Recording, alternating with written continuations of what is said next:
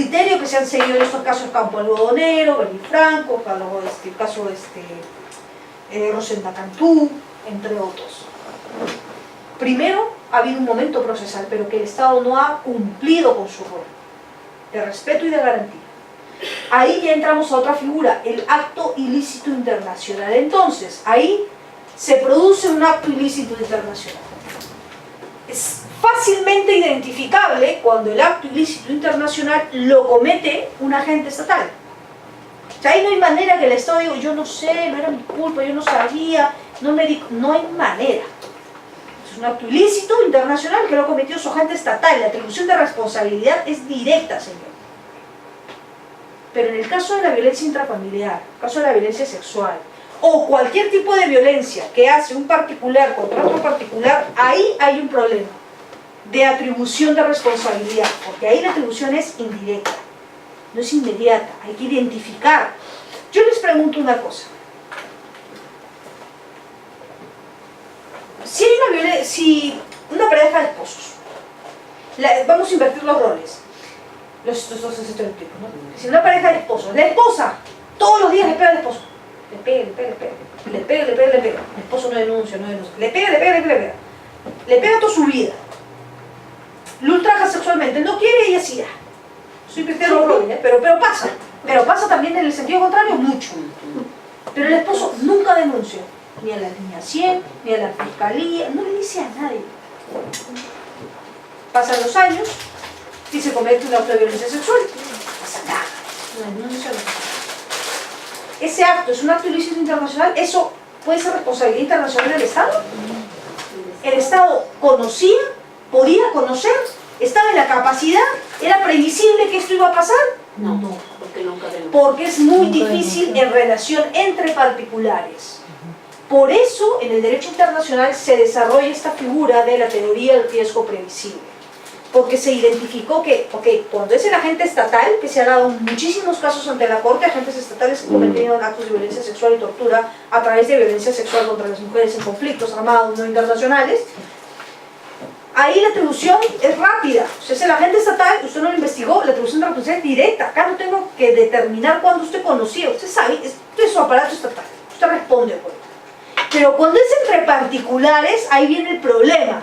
Porque ahí tenemos que identificar cuándo el Estado conocía o estaba en la capacidad de conocer una situación de riesgo previsible. Y eso es lo que vamos a ver después a propósito del caso Campo Algodonero contra México.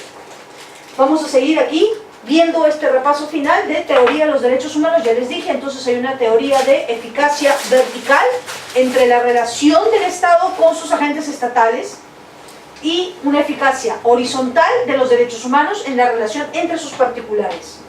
Ahí también responde el Estado. Y esto nos lleva a hablar ahora de la atribución de responsabilidad. Como yo les dije, el Estado tiene una obligación de respeto y de garantía. Respetar, una obligación de no hacer, de no intervenir en el ámbito de protección de los derechos humanos de una persona. Pero también tiene una obligación de garantía. Y cuando la Corte ha entrado a analizar la obligación de garantía de los Estados, se ha enfrentado a dos sujetos que han cometido una vulneración en el orden interno, sea por actuación de agentes estatales, con lo cual no hay mayor discusión, el agente estatal violó derechos humanos, la atribución es directa. ¿Dónde ha venido la cosa nueva, el reto? Cuando son los particulares. Típico caso en Colombia, contra las masacres contra Colombia, por ejemplo, que se han dado muchísimas.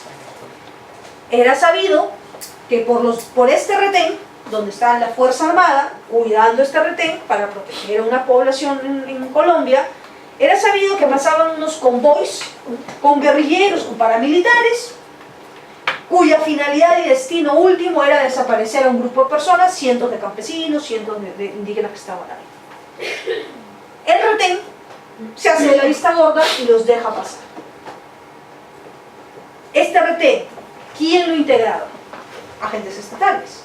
Pero ellos dispararon, ellos cometieron la violación, no. ¿Quién fue?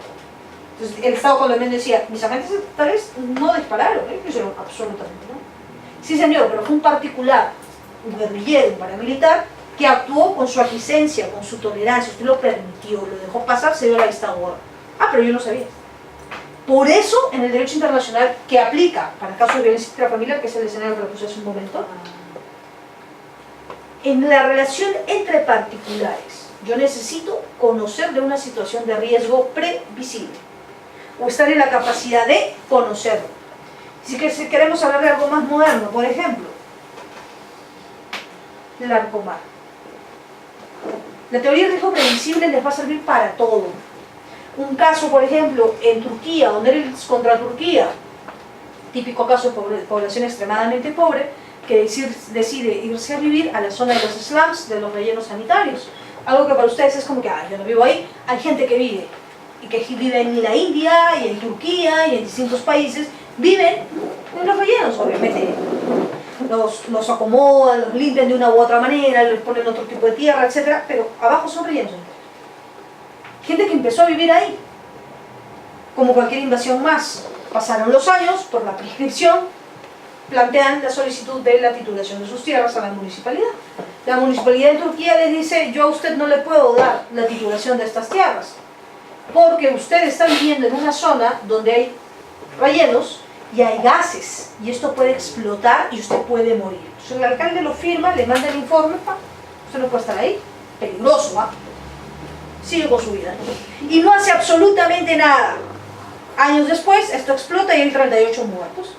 Y plantearon el caso ante el Tribunal Europeo de Derechos Humanos. Y el Tribunal Europeo aplicó, que es de donde surge esta teoría, la teoría del riesgo previsible. Y dijo, a ver, cuando el Estado turco estuvo en la capacidad de conocer una situación de riesgo previsible y no hizo nada para prevenirlo o evitarlo. El Estado turco dijo, yo no voy a ser responsable por lo que un particular decide pues irse a vivir a un relleno sanitario, ¿qué culpa va a ser mía esa? Yo respondo por mis agentes estatales. No, señores. Porque ese particular le comunicó a usted por escrito, porque claro, una cosa es que tú no sepas, o no estés en la capacidad de conocer, que tampoco le vamos a imponer una carga imposible desproporcionada de cumplir a los estados. Pero ahí usted estuvo en la capacidad de conocerlo cuando le pidieron la titulación y usted se negó y le dijo que vivía en una zona riesgosa. ¿Qué hizo para prevenir o evitar ese riesgo? Nada. Entonces usted es responsable internacionalmente porque actuó sin la debida diligencia y trajo como consecuencia la muerte de estas personas. Entonces Turquía fue responsable por la violación del derecho a la vida, pero no porque Turquía lo hizo a través de sus agentes estatales, sino porque toleró que particulares estén en situación de riesgo. Este mismo criterio lo ha aplicado la Comisión Interamericana en un caso que vamos a ver ahora, que es el caso González y otras, Jessica Lenhart o Jessica González contra Estados Unidos. Y es un caso de violencia intrafamiliar y el típico caso de falta de debida diligencia que tienen los estados, o que tuvo Estados Unidos históricamente, para tramitar las denuncias de violencia intrafamiliar entre mujeres y hombres, y que traía como consecuencia la muerte o feminicidios o la violencia o el asesinato, ¿no?, de las hijas, como fue en el caso de Jessica González por parte de su ex esposo conviviente. La misma situación se ha repetido en casos de violencia sexual y en casos de feminicidio en México, Campo Algodonero, Padilla Pacheco, entre otros.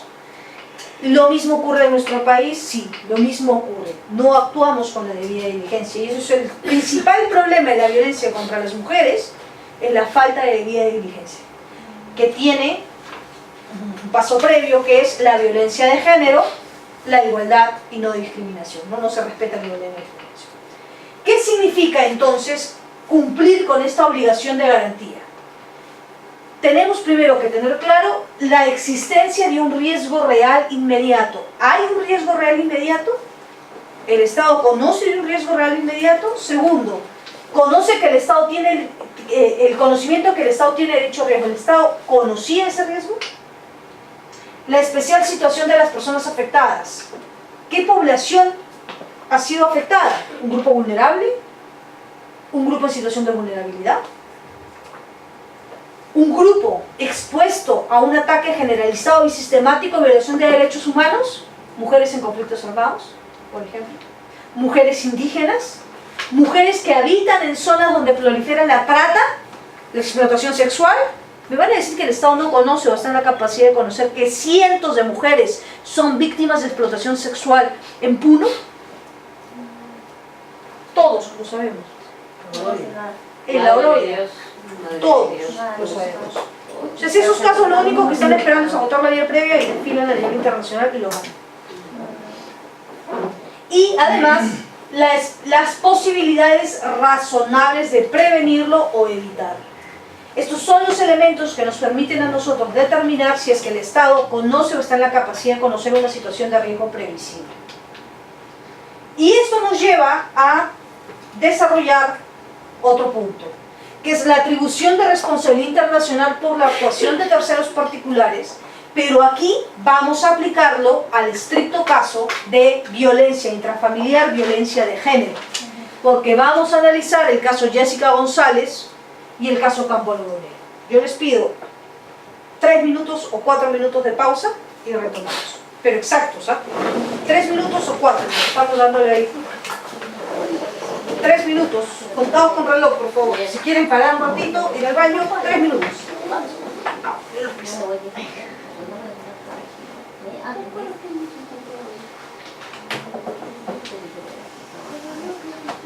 21:32, 21:35 empezamos, ¿sí? 3 minutitos nada más. Ah, no, no, 42.